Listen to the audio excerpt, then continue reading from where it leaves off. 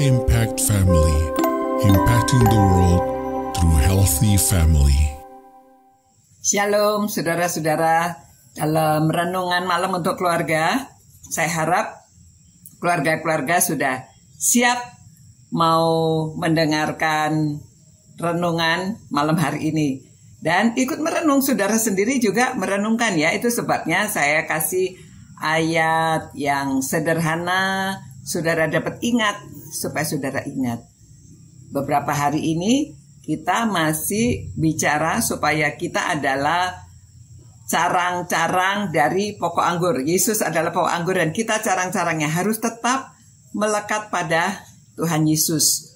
Supaya kita, hidup kita terus bersama-sama dengan apa yang kita lakukan. Kita selalu ingat untuk Tuhan, ya.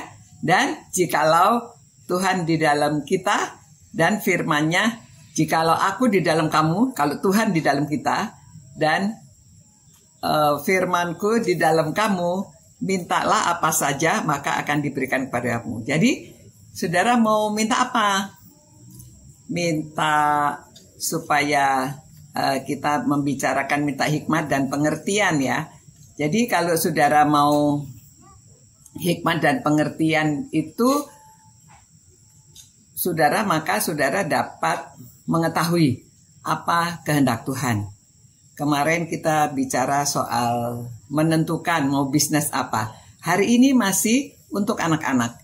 Jadi orang tua kadang-kadang berbicara kepada kita dengan perumpamaan atau dengan ya tidak memberitahu langsung ya. Ada seorang bapak, dia sudah tua, lalu dia bicara kepada anak-anaknya. Ada dua anaknya, si sulung dan si bungsu.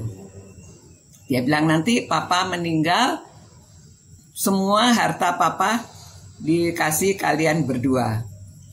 Nah, kalau pada waktu kamu berusaha, kamu harus ingat, kalau mau usaha itu jangan kena matahari.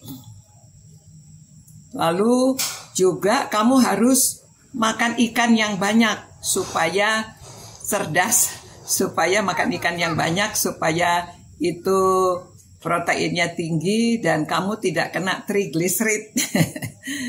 Jadi itu sebabnya anak ini kemudian waktu papanya sudah meninggal, hartanya dibagi, yang sulung membangun atap, supaya dia tidak kena matahari, ya. Jadi setiap hari, waduh, habis uang banyak membangun atap. Tapi yang bungsu, nah dia pikir, supaya tidak kena matahari caranya gimana? Ya bangun pagi-pagi sebelum matahari terbit. Jadi dia perginya sebelum matahari terbit dan pulangnya sesudah matahari terbenam. Jadi dia dagang, dia melakukan semuanya itu dari pagi sampai sore ya, sampai matahari terbenam baru pulang. Lalu makannya, kalau yang si sulung, wah beli ikan besar-besar, mahal-mahal ya, harus makan ikan yang banyak. Tapi si kecil, waduh, makan ikan yang banyak, habis dong nanti uangnya, terus-terusan membeli ikan banyak. Jadi dia membeli ikan teri, ikan banyak ya. Nah, setelah beberapa waktu kemudian si sulungnya bangkrut, si bungsunya makin kaya. Jadi inilah yang perlu punya hikmat memutuskan ya, berpikir, punya pengertian. Jadi Tuhan Yesus juga sering menggunakan perumpamaan pada waktu bicara dengan murid-muridnya. Kadang-kadang ada orang tua juga begitu ya, memberitahu, mikir sendiri. Dia hanya memberi petunjuk saja. Demikian saudara-saudara, anak-anak supaya mengerti ya. Itu sebabnya kalau kita sering membaca firman Tuhan itu banyak petunjuknya. Banyak petunjuknya, banyak sekali supaya kita lebih mengerti, tahu ajaran-ajaran Tuhan. Termasuk ya, mau untuk bisnis, mau untuk sekolah, mau untuk apa saja, ada petunjuknya. Kalau kita punya hikmat, pengertian, kita dapat memutuskan sesuatu dengan bijaksana. Ya, jadi itulah yang kita cari supaya kita bijaksana, supaya kita dapat menjadi seorang yang berhasil di dalam hidup ini.